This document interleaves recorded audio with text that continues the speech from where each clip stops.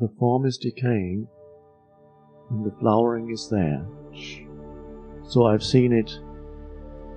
There was a beautiful being in Vancouver, Joyce Frazee, passed away recently. She had come to many of our gatherings, and she herself had become an effective teacher. And her form, through an illness, began to dissolve. And as it began to dissolve, and she found it more and more difficult to move, she would still come to our gatherings. More and more, the light of consciousness was shining through the fading form, and looking into her eyes was beautiful. I hope somebody took a photo of her so that you can look into her eyes and see that the light of the unconditioned was shining through her eyes and through her entire form. It was shining through. And that is the beauty, that is the death. When death comes, that's the greatest portal, and she was able to surrender to that, so it was open wide. And it didn't matter anymore how much longer this form would be here. The flowering had happened. The fulfillment, consciousness flowering through this form. It happened. It doesn't need more time. It's not. The whole evolutionary impulse of the universe is towards that. Somehow, and I cannot explain it in words, it's beyond, we don't even attempt to really understand what is behind that. Is far beyond understanding, but just to say that there is the evolutionary impulse of the universe is behind that. Consciousness wants to flower through the form, the human. It will flower through any form. It doesn't say you are more worthy than this, I will choose this form because you are more worthy. It flowers where there is a transparency, where the form, the rigid mind structures give way. They die first. Identification with that, me, mind-made self, goes. And this is why we are here, because as you sit here, you are finding death before death finds you. And the mind structures that you are identified with as me, the thought forms die. So the flowering is happening here before death finds you. You embrace death already. But it doesn't matter when it happens. And consciousness will move through. It could be a criminal,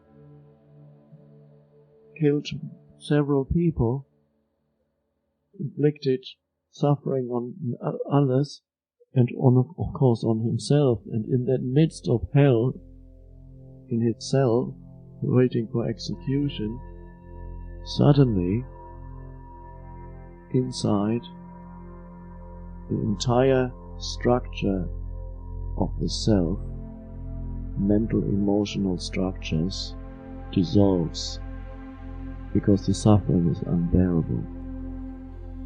And suddenly, something shines through.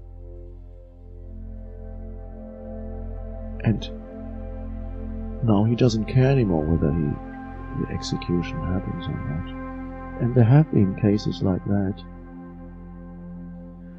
There was a woman in Texas 2 or 3 years ago who had killed 2 people with an axe. She had been a prostitute, a drug addict, and with her lover killed 2 people with an axe. And she was on death row for several years. And at some point something happened in her, and surrender happened. And suddenly there was a being of great softness, beauty, So there was not, the strange thing is there was not even guilt anymore, because guilt is still to be identified with unconscious movements as me, to derive your sense of self from the movement of unconsciousness and saying, I did that was me. She saw the dreadful nature of that, but it no longer disturbed her peace. That wasn't her at all. That was not the consciousness that had now emerged. And then she was executed. She interpreted it in a Christian sense, I believe, because that was her surrounding culture. When this happens, sometimes when people speak about it and tell others about what happened to them, they may use certain words that correspond to their language or culture. But when you look beyond the words, you will see that they all point to the same. And there are some of those to whom it happens who can't even speak about it. They just look at you, and you look at them. They may be uneducated, they may not have much to say. And yet you look, you see, there's something that shines through that is deeper than a person, than any person could be. The personal dimension has given way to that. And so, it is sacred when that happens. But so far it's been relatively few human beings to whom this has happened. No longer the case now. It is the destiny of all humans to go through that transformation. It is certainly your destiny, otherwise you wouldn't be here. The purpose of your life is to enable that to come through you, and it's happening already. So we embrace the death that is here when you surrender to what is. It's the greatest death. The resisting me entity gives way. You can surrender through suffering, or you can surrender through voluntarily through the yes to what is, which, as we saw yesterday, takes you beyond the form. You're no longer reactive to a form. So the yes, that simple thing, takes you beyond form.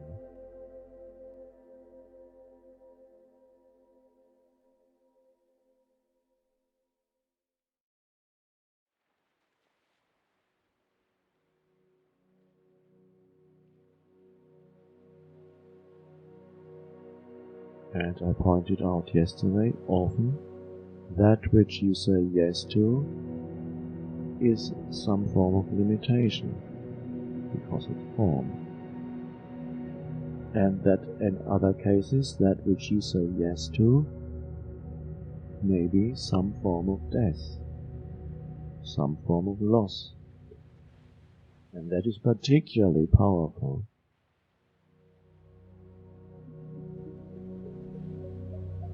Any kind of loss or death leaves an emptiness behind when the form is no longer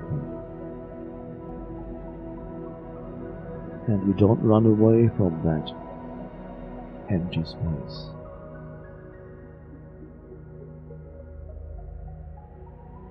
And it's an opening into the formless. One could say every form obscures God, and the death of the form enables God, which is the formless one light, to shine through. Therefore, death has long been recognized as sacred in ancient cultures, who had not denied death, whereas the modern culture, modern Western civilization, denies death. They don't know it's sacred, they don't even want to talk about it. They don't want to see a dead body. You can't, it's not allowed. It's illegal to see a dead body. They would send you to a psychiatrist if you asked to see a dead body. There must be something wrong with you. So death is hidden because the Western culture is totally identified with form, with mind. So the worst possible thing for it is death. Oh my God. And even in hospitals they don't know anything about death, where death happens continuously. Old people's homes. Every old people's home, if there is such, would be a spiritual center. The greatest ashrams would be old people's homes, because that is the potential of old age. But it's not recognized yet. So, they would be the most sacred places. So these ancient cultures have recognized the sacredness of death, not knowing perhaps why. Intuitively, they knew it to be sacred. But now you can see why it is sacred. Because the formless shines through where there was the form. And that can happen when there's physical death, but it can also happen when you die psychologically to the new. And that is the spiritual transformation. And that can happen through intense suffering, or through the power of a spiritual teaching, or in many cases, the combination of both. And I suspect that in many of you, it's a combination of both. You've had the suffering, otherwise you wouldn't have come. And now there's the power of spiritual teaching, which tells you don't need to suffer anymore, and you don't need any more time before you can enter the surrendered state. Why would you need time to enter the surrendered state? Do you need more knowledge before you can enter the surrender? Yes, but before I enter the surrendered state, I need to understand the universe completely. You've had many pointers already. Everybody here has read scriptures, beautiful pointers. No, I have not yet fully understood the nature of the universe.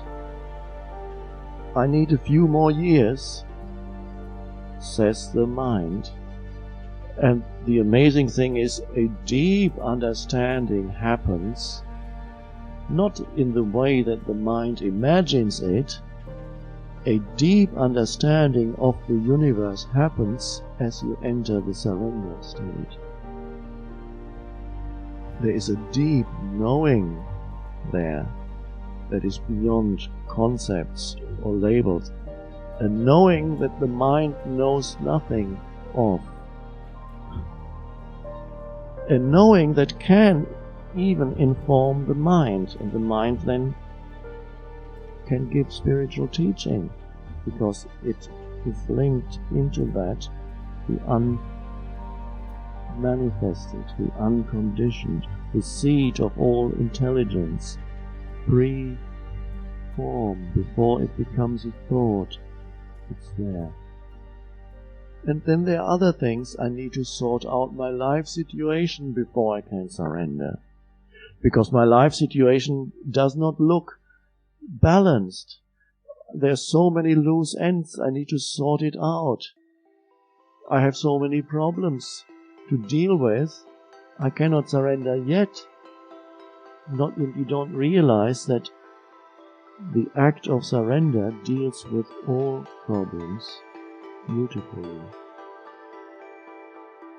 Because in surrender, you enter a state that is free of problems. And yes, you still have a life situation, but you don't inhabit a conceptual identity based on your life situation. Yes, you have 3 court cases against you. Yes, your wife has filed for divorce. Yes, you're on your way to meeting your lawyer to file for bankruptcy. At this moment, you are at the bus stop, waiting for the bus, knowing that you have court cases, your wife, divorce proceedings, and you're going towards your lawyer for bankruptcy proceedings. Potentially, you could be very unhappy.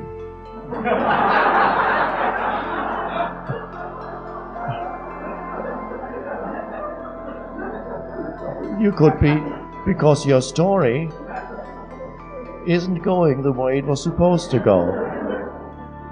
It has deteriorated, and potentially you would carry the burden of an extremely unhappy conceptual sense of self based on your life circumstances, your life situation, and you derive all your identity and your sense of self from that.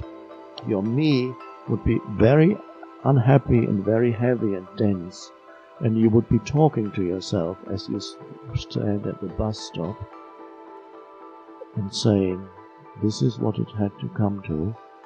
Now, 30 years of work, all for nothing. The whole marriage has been an illusion. She's left me, she's probably been unfaithful for years. It's all turned out to be for nothing. I've lost it all that work that I put into it. I even have to give up my credit cards. Who am I? Nobody will want to talk to me. You are confirming to yourself that your life situation is very bad. The sense of identity is derived from the story, the deteriorating story that you are telling yourself. And perhaps you start telling others the very dreadful story of you and what happened. And they will confirm to you that yes, you have a right to be very unhappy. Surely destiny has dealt you a dreadful blow, and you should be unhappy. Or you could be standing at the bus stop and allow your attention to move into this moment. And with that, a certain alertness arises. In that alertness, you feel yourself breathing, you become aware of the totality of this moment as the sky above you, the air you are breathing, the ground you are standing on, the moving energy forms that go past you called cars,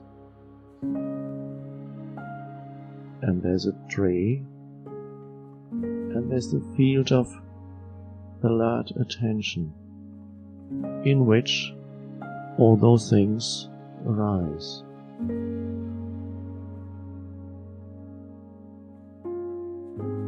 And there comes the bus. The doors open and you get in, you sit, and then the bus moves. And in that state of alertness, you look out of the window, and the wonder of phenomenal existence goes past you, all these forms of life.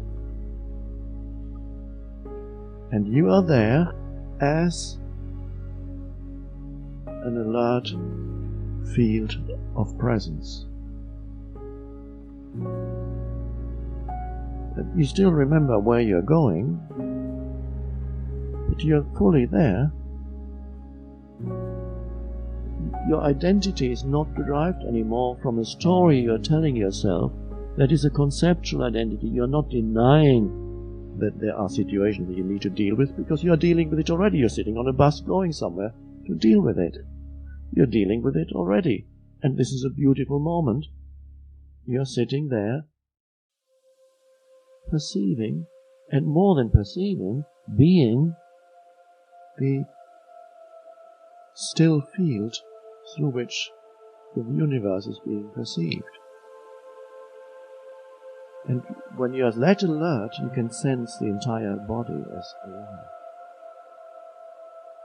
We may come to that also. And then you get off the bus, and then you walk into a door which says attorney at law, and you sit down, and then you say, okay, this is the situation, he says. Your bank balance is 0. Your debts are $5 million. I recommend that you file for bankruptcy.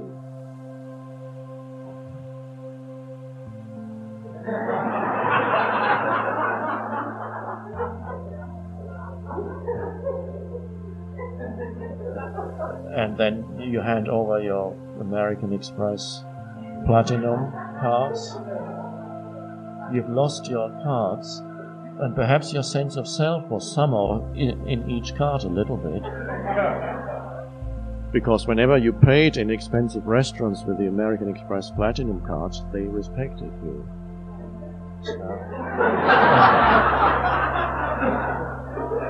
And that is satisfying. You were getting that confirmation that you are somebody.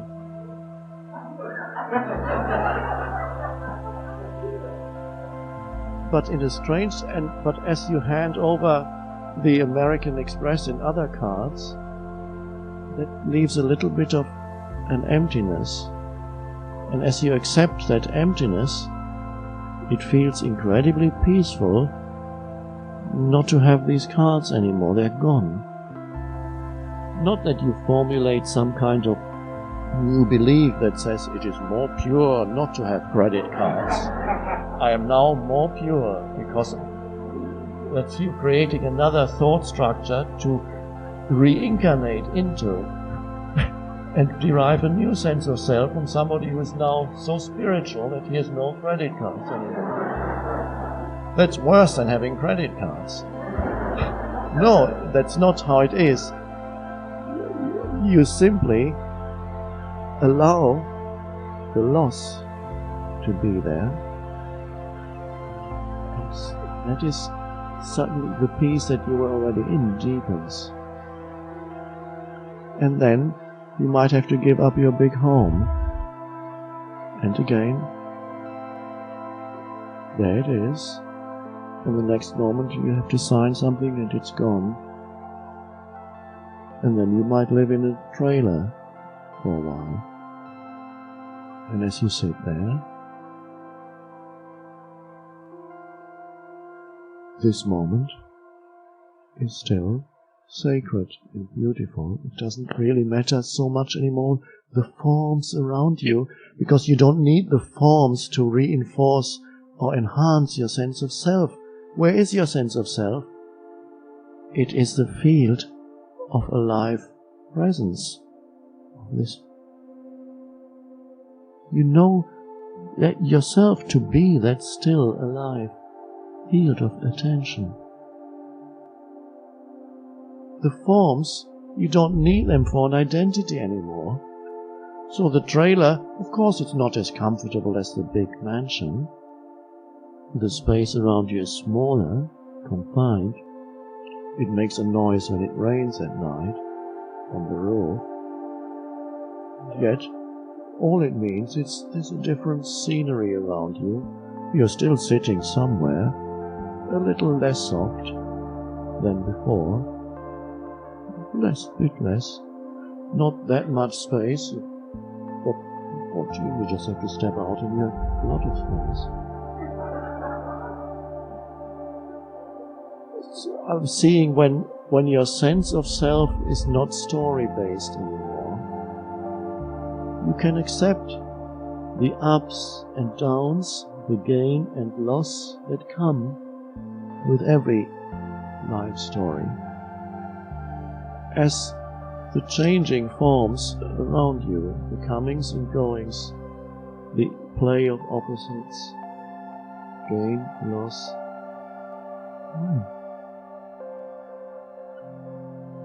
And there's peace in that. And the strange thing is, great, you are now aligned with the totality. Before you had tied yourself into a little knot of the me. Life cannot flow very well through a knot. It can flow a little bit, but not a free flow. And that knot was the me. Then the knot gets untied. Not that there's anything gets destroyed, simply the illusion of that little me against the universe goes when the knot is untied. Energy is just the flow of energy. The difference is two people running to catch a train. It's moving already. One is in great stress because he needs to get there, catch that train. The other one is running and enjoying the movement of energy as he's running to catch the train. He's more likely to catch it than the other one, and not to fall off. So that suddenly helpful factors come in that you didn't even know about were there. Suddenly they're there. But the strange thing is, the state of completion is already here. No matter what form your surroundings take, the completion of you is already here. The self does not need more anymore. So any more that comes into your life is simply the play of forms. They come and you say, nice. If more comes again, and maybe a year later you have another mansion, maybe, but you won't be the same. You will move in that mansion, not feeling that this is mine, not seeing that as my achievement, simply seeing